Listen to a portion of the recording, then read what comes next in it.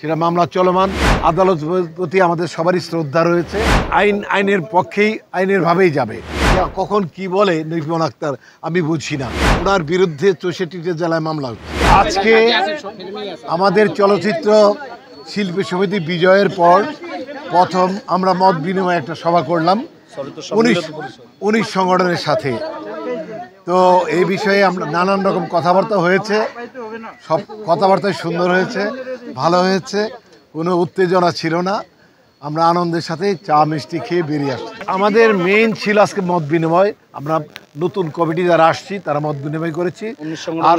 আর আপনারা সবাই মোটামুটি জানেন, এটা সবাই অবগত যে বিজ্ঞ আদালতে একটা রিট করা হয়েছে, সেটা মামলা চলমান। ওইখানে আমরা মানে আদালত প্রতি আমাদের সবারই শ্রদ্ধা রয়েছে। ওটা একেবারে আইনের পক্ষেই আইনের ভাবেই যাবে। ওই বিষয় নিয়ে আমরা কোনো আলোচনা করিনি। আমরা আলোচনা করেছি যে মিডিয়াতে নানানভাবে বিশৃঙ্খল বক্তব্য আসছে, একজন আরেকজনের খাটো করছে, এটা যাতে তার কন্টিনিউ না করে। এই জন্য আমরা 19 সংগঠনের কাছে দাবি করেছি। তারা বলেছে এটা তারা ড্রাস্টিক একটা অ্যাকশন নেবে চিঠির মাধ্যমে, যাতে ভবিষ্যতে করে এরকম কথা আর কাউকে না বলে। স্পেসিফিক আমরা একজনের নাম বলেছিলাম, তার নাম ইতিমধ্যে বলেছি, তাকেও তারা একটা চিঠি দিয়ে দেবে এর মধ্যে। আর যেটা প্রধান নির্বাচন কমিশনার আজকেও ছিলেন, উনি বলেছে আমি সুষ্ঠু নির্বাচন করে দিয়েছি, এ বিষয়ে কোনো রকম সন্দেহ কারোর মধ্যে নেই। আরেকটি বিষয় যেটা জানতে চাচ্ছেন আমি ক্লিয়ার করে যাচ্ছি, যে যাকে আমরা নোটিশ করেছি যে জবাব দেওয়ার জন্য, ওটা চলমান, ওটা 7 দিন, তারপরে 5 দিন, তারপর 3 দিন, তারপরে আমরা ওটা ডিসমিস করে দেবো।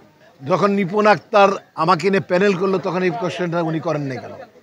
আমি কোথা থেকে আসলাম?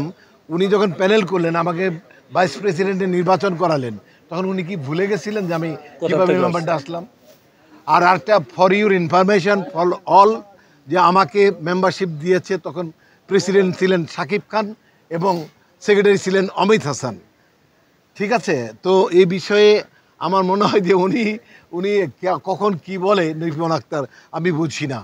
আমার মেম্বারশিপ নিয়ে কোনো রকম প্রশ্ন কারোরই নাই। ওনার ইদানিং ওনার ব্রেনে জাগ্রত হয়েছে, এটা আমার মনে হয় ঠিক হয়ে যাবে বিষয়টা। আমি প্রস্তুত হয়ে আছি। বরঞ্চ ওনাকে সাবধান করে দেন, ওনার বিরুদ্ধে 64টি জেলায় মামলা হচ্ছে এবং প্রত্যেক সদস্য মামলা দেবো একদম। আমার যত ফ্যানরা আছে সবাই রেডি করে ফেলছে মামলা। আমি মত দেওয়ার সাথে সাথে মামলা করবে। আমি মত না দিলে মামলা করবে। মামলাটা হলো আমার মানহানি করা হয়েছে। যারা আমার ভক্ত, তারা যেহেতু আমার সংগঠন করে, আমাকে নিয়ে পোস্ট করে, তারা এলাকার জনগণের কাছে তারাও মানহানির পর্যায়ে গেছে। তারা তাদের মানহানির কারণেই মামলা করবে 501 ধারায়।